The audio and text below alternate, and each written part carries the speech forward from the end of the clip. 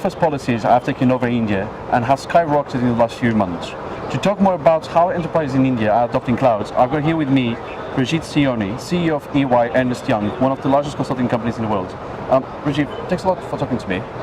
In terms of cloud adoption in India, what's happening in India at the moment? How are enterprises looking at clouds and what they're doing in terms of strategy? See, I think in India, very much like the other countries in the world, the concept of cloud is getting adopted very fast. And people are accepting that yes, the concept makes sense. It is both from an economic sense, commercial sense, as well as from a business sense. It has a huge amount of advantages. However, the infrastructure itself in India is a little behind the developed world, and therefore it has taken more time in terms of availability of good quality infrastructure, the service providers, the connectivity that is absolutely essential for migrating to the cloud. So that has made it a little slower in terms of adoption, but I think that is picking up now. There are a number of companies that I know of who are very aggressively looking at migrating their current infrastructure to the cloud. Okay, we've heard at Cloud India today that about 15% of companies are using cloud in India, only about 50% of the companies here. Do you agree with that figure, and where do you see that figure growing in the future? Well, it's difficult to give a percentage company-wise. I would rather say that there's a much larger percentage of organizations in India which are using some part of the cloud. I won't say everything on the cloud, but yes, some significant amount of selected applications and selected databases, stores which are on the cloud. But I don't think any company today or any organization today is 100% on the cloud. So it's difficult to really put a percentage on terms of usage.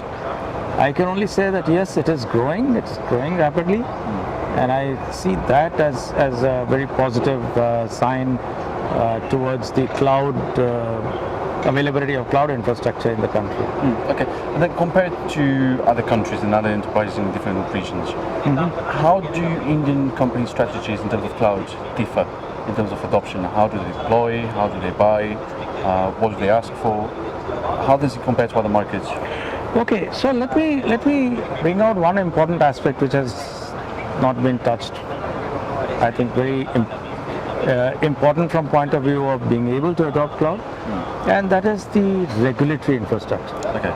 The regulatory environment in the country also needs to be able to supportive in terms of migrating to the cloud. Now, in some countries, I know they are very strict, and therefore cloud really does not take off because there are very tight regulations which say not only is the data supposed to be within the country, it is supposed to be managed and controlled and access managed in certain ways. In India, the regulations are not so mature so far. So if you really ask me, is there any prohibitive regulation? No. Okay. But there are a lot of regulations and laws which are tertiary, which are also evolving at the moment, and that starts impacting your decisions. In other countries, I know a lot of European countries and the Americas, there's a far faster approach towards adopting the cloud.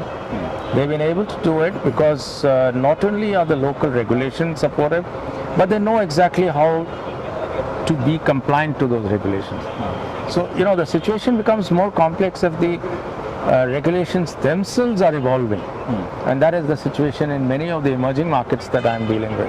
Okay, and then comparing between the different types of clouds, what are Indian enterprises going for the most? Public, private? Are they adopting hybrids? Is the market understanding? When I talk of cloud, I'm really talking of the public cloud. Okay. The private cloud, yes, I mean, but that's a different aspect altogether. So in my mind, when I see the advantages that we all talk about, the hype that is there, is primarily in terms of the public cloud. The advantage of flexibility, the advantage of cost and more professional management comes in when you go for the public cloud. So I think yes, public cloud adoption is also is increasing rapidly, as I said earlier, and that's what I was really talking about. Okay. And then when it comes to Ernst Young, what are you going to be focusing on over the next few months in terms of working around this topic?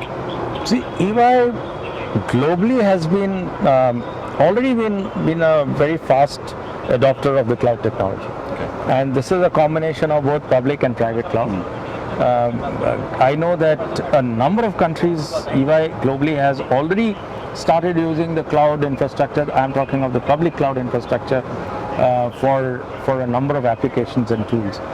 In India, we are a little slow, and also in terms of, as I said, the regulatory environment is still evolving, and therefore it makes it difficult for us to decide what can go on the cloud and what can't. I'm not saying nothing can, but yes, everything can't, because I mean the type of work that EY does, let's say the audits of clients, is extremely sensitive, and therefore you also need the confidence of the clients to be able to use the cloud, not just your own internal decision.